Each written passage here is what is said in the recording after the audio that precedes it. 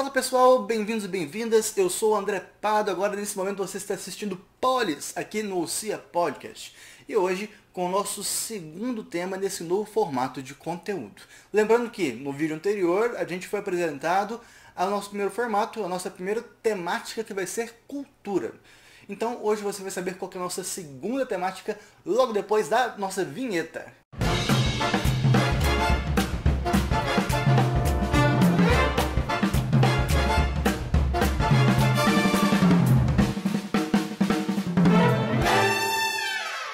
Pessoal, para hoje, para a gente entender aqui o que é essa nossa segunda temática, eu trouxe um convidado para o vídeo. Esse convidado aqui, ó, é um livro chamado A Fenomenologia do Espírito, de Hegel. Mas por que eu estou trazendo esse livro aqui para a gente ter uma ideia dele? O que acontece? Dentro da filosofia, desse campo, dessa área do conhecimento, vai ter gente que vai gostar, vai se encontrar mais na leitura de um filósofo A, um filósofo B e por aí vai, uma filósofa A, uma filósofa B. E o que acontece? Às vezes eu leio aquele determinado filósofo e aquele conteúdo, aquele conhecimento vai ficar para mim super estranho, eu não vou conseguir criar um vínculo com ele ali mesmo estudando. E o que acontece? Quando às vezes eu falo para alguns colegas que eu vou fazer a minha monografia de conclusão de curso com Hegel, fala assim: André, você tá louco. Você tá louco. Por que você tá louco? Porque tem gente que é especialista em Hegel, não é meu caso, especialista na fenomenologia do espírito. Tem gente que gosta e porque leu a fenomenologia do espírito de Hegel, que é o meu caso, e tem gente que detesta Hegel e a fenomenologia do espírito, que não é meu caso também. Então por que eu estou trazendo esse elemento pedagógico para a gente aqui? Porque a nossa temática que vai ser inaugurada com esse vídeo aqui de hoje vai ser sobre, rufem os tambores, rufem os tambores, rufem os tambores, sobre política. Nós vamos também conversar aqui sobre política. E é o mesmo princípio do livro, e do autor, e da área do conhecimento desse autor da filosofia. Tem gente que vai ser especialista em política, que também não é o meu caso. Tem gente que vai ter muito interesse nessa área, que é o meu caso. E tem gente que vai detestar essa área, que não é o meu caso, mas pode ser o caso de muitos e muitas de vocês. Mas o que a gente faz de reflexão aqui é o seguinte: a política ela vai estar moldando, ela vai estar criando aquela escultura chamada minha vida, no meu dia a dia. Tudo que a política vai desenvolver, isso vai influenciar na minha vida. E como é que eu tenho acompanhado essas expressões? Como é que eu tenho acompanhado a política? A gente vai tentar trazer isso aqui, claro, de uma forma envolvendo humor, envolvendo um pouco mais, né, um pouco menos de peso dentro do que política possa estar significando para a gente atualmente. Então nós vamos agir dentro dessa linha de raciocínio, mas vamos estar trazendo também elementos políticos para a gente interpretar, avaliar, entender algumas coisas. E para a gente começar nosso vídeo sobre política, a gente vai fazer um antes e depois. Como é que estavam os candidatos da presidência da República em 2022? Como é que eles estão hoje? Qual que é a nova realidade deles? E a gente vai começar por ele, nosso presidente Lula, que atualmente está no seu terceiro mandato como presidente da República do Brasil. E como é que o Lula estava antes, como é que o Lula está depois? Para início de conversa, 2 anos antes da eleição, 1 ano ou 2 anos antes das eleições, Lula não podia nem participar de uma eleição. Então ele veio a participar da eleição e com muito trabalho venceu e se consagrou presidente da República pelo seu terceiro mandato. E a gente percebe algumas coisas desse mandato dele que a gente vai entender melhor aqui. Primeiro, as notícias dão conta pra gente. A gente pode perceber isso também por meio de vídeos que, no ponto de vista da política externa, o Lula tá mandando muito bem. Tem aquele vídeo clássico do Lula na França discursando sobre meio ambiente, sobre o mundo, que ficou muito marcado pra gente. Agora, em relação a temas internos, obviamente Lula pegou um tremendo desafio chamado Brasil, depois de tudo que aconteceu desde 2013. E então, agora a gente vai ver o que está acontecendo, porque às vezes não é só o que aconteceu, às vezes é o que aconteceu, o que precisa mudar e o que não está sendo feito que precisa mudar. A gente pode pegar aqui, por exemplo, a realidade do pessoal que trabalha de entrega por aplicativo. O que quer dizer isso?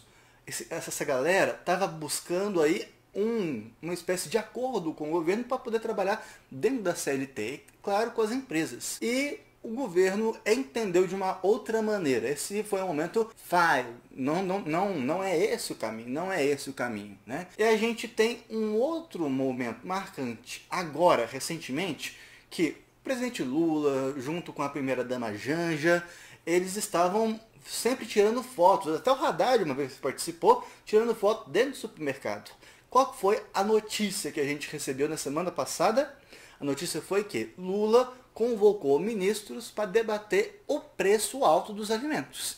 Então a gente vê que a coisa está começando a ficar indócil, está começando a se complicar e o Lula precisa apertar o freio aí para conseguir acelerar direito. E um outro elemento que particularmente eu considero muito complicado, que Lula realizou, foi indicar o advogado particular dele para o STF, que é o atual ministro Cristiano Zanin. Eu considero um erro, mas vamos lá. Mas o que a gente percebe também é que Lula, gente, isso é batata, é batata. Lula não guarda mágoa, nem guarda rancor. Nós vamos entender isso partindo ali da observância de quem é o nosso vice-presidente da República do Brasil, que é o nosso querido Geraldo Alckmin. Só que o Geraldo Alckmin, até o verão passado, ele estava no PSDB e estava metendo com todos os tipos de impropérios, provocações, palavreados, colocando PT e Lula sinônimo de corrupção. Foi algo que, inclusive, Bolsonaro também entrou nesse mantra.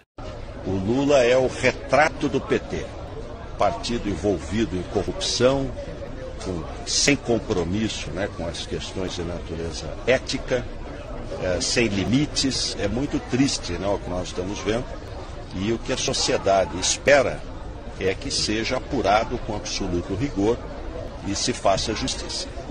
Só que o Lula chamou o Alckmin, vamos conversar pra gente, né, vamos me ajudar aqui, estou precisando de ajuda e tudo mais. Então fizeram as pazes e tudo mais. Então a gente percebe que Lula não guarda rancor nem mágoa. E eu sei que vocês estão pensando aí. Eu sei que vocês estão pensando. Como é que eu vou explicar que Lula não guarda rancor nem mágoa de Bolsonaro? De Bolsonaro é um pouquinho mais fácil de explicar do que, por exemplo, com o senador Sérgio Moro, o ex-juiz Sérgio Moro. Mas como é que a gente pode explicar isso em relação a Bolsonaro? Primeiro lugar, a gente vai falar aqui, mas primeiro eu quero fazer um convite aqui para você. Se inscreva no canal, curta, compartilha, deixa seu comentário para falar se você tá com o Lula, se você tá com o Bolsonaro, com quem que você tá. Escreve aí o porquê que você tá com eles, dentro desse espectro político, se você se considera de direita, esquerda. Compartilha com a gente para a gente conseguir elaborar aqui esse trabalho de comentário, esse trabalho de estar mais próximo de todos e todas vocês. Ok? Mas vamos lá para o Bolsonaro. Ele perdeu as eleições. Gente, por um capricho, por uma unhazinha, ele perdeu as eleições. E agora ele também está, pelo Superior Tribunal Eleitoral, o condenou e ele está agora inelegível. Ele não pode se candidatar mais às eleições. Mas o Lula também não podia, até uns anos para trás. Então tudo pode acontecer. Tudo pode acontecer e o Bolsonaro pode vir voltar a disputar uma eleição. Cenas para os próximos capítulos, porque Bolsonaro também responde a outros processos por outras razões. Mas a gente tem que observar essas cenas para os próximos capítulos. Mas por que é relevante a gente pensar nisso? Porque algumas semanas atrás, o Bolsonaro convocou uma manifestação na Avenida Paulista, todo mundo estava descrente do que ia acontecer, e acabou que houve um maciço comparecimento de manifestantes pró-Bolsonaro que estavam ali defendendo as ideias do Bolsonaro. E há um debate grande sobre será que foram 700 mil pessoas na Paulista, será que foram 100 mil pessoas na Paulista. O que a gente quer chamar atenção foram pelo menos 100 mil pessoas na Avenida Paulista. Então tá aí uma personalidade política que representa uma ideia relevante. A gente vai ver esse termômetro direitinho em 24 e vai ver melhor ainda em 26, pra gente ver como é que essas coisas vão estar se formando. Mas agora a gente vai chegar naquela parte. Será que Lula guarda-mágoa, rancor do Bolsonaro? Tem um áudio que supostamente teria vazado do celular do Lula, que indica que não, que indica que há entre eles uma relação até certo ponto afetuosa. Eu acho que é melhor eu colocar aqui, produção, que é uma brincadeira que eu vou fazer aqui agora, que não é uma coisa séria, porque senão a coisa pode ficar complicada aqui pra mim, então eu vou fazer uma brincadeirinha aqui agora. Voltando. Então, vazou aí um áudio, um suposto áudio aí do celular do presidente Lula, vocês vão conferir nesse momento o áudio. Feliz Natal, Naro! Ho, ho, ho, Narinho! Cadê meu presente, seu caderno? Companheiro, vim aqui te desejar um Feliz Natal. Dizer que eu espero que o espírito de Natal caia sobre seu corpo. E quem sabe a árvore de Natal caia em você também, sua rei na manga do Polo Norte. A gente percebe que ali existe um grau de intimidade, no mínimo intimidade, entre Lula e Bolsonaro. Mas agora vamos aí sair desses dois aí que representaram um momento muito de ânimos acirrados. Vamos para uma pessoa um pouco mais branda em relação a isso tudo, até certo ponto. Até certo ponto. Nós estamos falando de quem? Simone, o quê? Coloca aí o vídeo dele. Coloca aí o vídeo dele chamando a Simone. Candidata Simone Steb. Simone Stebs. Simone Stebs. Então, nós temos também a Simone Stebs, ou Simone Tebet, que também foi candidata às eleições em 2022. E a gente tem uma Simone Tebet antes do segundo turno e uma Simone Tebet depois do segundo turno. Porque até o primeiro turno, a Simone ela ficou ali bem de ladinho do Geraldo Alckmin em relação a como mencionar Lula e PT nesse negócio tudo. Ou seja, ela também, com uma garbo, dirá eu, com uma educação um pouquinho mais...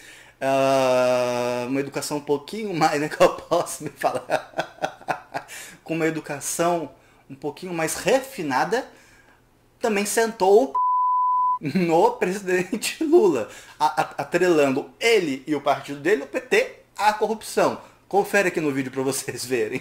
Denuncio desde o Petrolão. O Lula não tem a capacidade de fazer um meia-culpa, né, como grande orquestrador do até então maior escândalo da história da República, que foi o Petrolão.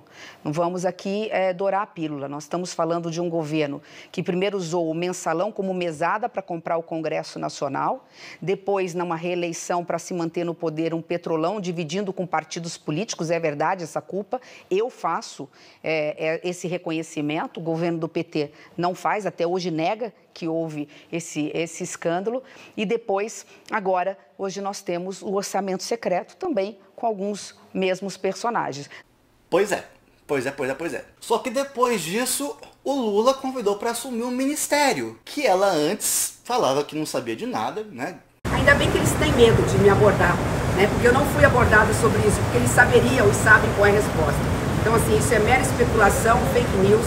A equipe da coordenação do ex-presidente Lula não me abordou, até porque eles não são loucos de fazê-lo, eles me conhecem, sabem do nosso propósito e que eu não estou aqui por cargos. Nós estamos aqui por um propósito, eu e Mara, que é nos apresentar como a melhor alternativa para servir ao Brasil. E agora virou a ficha, né? Virou, né? Tá no outro lado da moeda, virou baralho. Porque ela depois fez um discurso maravilhoso. Bota aqui um pedacinho do discurso para vocês. Este não era um encontro agendado pela história, mas sem dúvida nenhuma é exigido por ela. Nós temos as nossas diferenças políticas, nós temos as nossas diferenças econômicas, mas elas são infinitamente menores do que nos une. E hoje ela é ministra do governo Lula. E está lá no Ministério de Planejamento e me fugiu aqui agora. Tá ocupando o Ministério do governo Lula, ou seja, compondo o governo Lula depois de tudo que fez. Mas vamos para o quarto lugar. E o quarto lugar nas eleições, ele chamou recentemente o Lula para dançar. Chamou o Lula para dançar. O que chamou o Lula para dançar? E a gente está falando aqui de Ciro Gomes, ex-ministro, ex-governador, e que tem um tato, um faro, uma mentalidade para a economia diferenciada no Brasil todo, extremamente diferenciado. E o Ciro, na newsletter que ele está desenvolvendo, muita gente me perguntou, né, depois, e o Ciro? Cadê o Ciro? Cadê o Ciro? O Ciro tirou um período aí de 6 meses, 9 meses, um período sabático aí para ficar um pouco mais em off, e agora retornou recentemente com uma newsletter e recentemente, ele deu uma entrevista à CNN e ele falou de um escândalo envolvendo os precatórios que, se confirmado, ele potencialmente pode ser um escândalo muito maior do que o Petrolão e o Mensalão. A gente está falando aí de valores nas razões de 93 bilhões de reais. Sabe esses 93 bilhões de reais desse pulso de bom pagador? Estranho, né, não? O Lula e o PT e o Haddad sem dinheiro para nada, corta daqui, corta dacolá, confusão, de repente resolvem pagar o calote dos precatórios do Bolsonaro, 93 bilhões de reais. Eu digo, opa, como eu conheço a vida? Sim, cara, e aí tem. Fui atrás e achei, sabe o que é? Eles venderam os precatórios para bancos, poucos bancos, 2 bancos, que compraram esses precatórios com deságio de até 50%. Quem venderam? O governo, Lula. Isso é uma falcatrua maior do que o Mensalão e do que o Petrolão juntos. É tão simples, eu vou dar a pista. É simples, sabe o que você faz? Você pega o seguinte, quando é que no mercado os precatórios estavam sendo vendidos com deságio de 30%, 40%, 50% e por que eles passaram a fazer? Oficia a Justiça Federal e pergunta quem são os terceirizados. Até um repórter pode fazer isso, vai na Justiça Federal e pergunta quem são os portadores dos créditos que estão vindo buscar pelo valor de face, não sendo os credores originais. Você vai achar um banco, 2. Então chamou o Lula para dançar. E cantou truco, imprensa, verifica. E a imprensa foi verificar. Só que quando o Ciro, o argumento dele estava na primeira linha, a imprensa só deu nome ali ao que estava no argumento do Ciro na segunda linha. Ou seja, não enfrentou o problema principal que o Ciro tinha apontado. E a imprensa cantou no truco 6 para você. E o Ciro entendeu o recado, falou assim, eu canto 9. E aí ele fez um vídeo especial falando qual que é o problema desses precatórios. E aí todo mundo falando que o Ciro tava sem fundamento do que ele queria. É muita mágoa, sei lá o quê, muito ressentimento, sei lá o quê. É muito irresponsável, muita papagaiada do Ciro. Só que eis que o Eduardo Moreira, do ICL Notícias, fez um vídeo que, em primeiro lugar, tentou tirar a reta ali do Haddad e do Lula. Falou assim, botar minha mão no fogo pelo Haddad e pelo presidente Lula. Cuidado, gente. Bombeiro aí rápido pro Eduardo. Muito cuidado nessa hora aqui. A gente sabe que a história não depõe muito bem para o PT nesse sentido. Mas vamos lá ter um bom senso em relação a isso, né?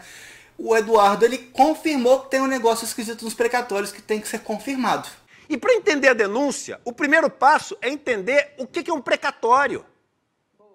E se não entender o que é precatório, acabou e vai embora a denúncia, que é seríssima. E procede. Pronto. Procede. Procede a denúncia. Se é ou não é, tem que investigar. Agora, que ela procede, e eu vou explicar o que é precatório e por que a denúncia procede. E aí, é truco de novo, gente, porque agora voltou pro Ciro a bomba, e aí o Ciro agora vai desnudar isso tudo aí a partir do que for investigado sobre a denúncia. Então, tá uma maravilha essa política brasileira, e a gente vai nesse tom humorado para entender o que está acontecendo daqui para frente, primeiro fazendo essa espécie de pente fino, um pente fino bem humorado aqui, sobre como é que estão os nossos ex-candidatos à presidência da República e o que eles podem ser daqui a um tempo. Então, foi o nosso primeiro vídeo. Comenta aí, não esqueça de comentar o que você está achando, onde é que você está, você acha que também não tem fundamento da denúncia do Ciro, você acha que o Lula e o Bolsonaro são amigos? Você acha que o Lula e o Bolsonaro são amigos? Como é que você está sobre isso tudo, gente? Um abraço, a gente se vê no próximo vídeo.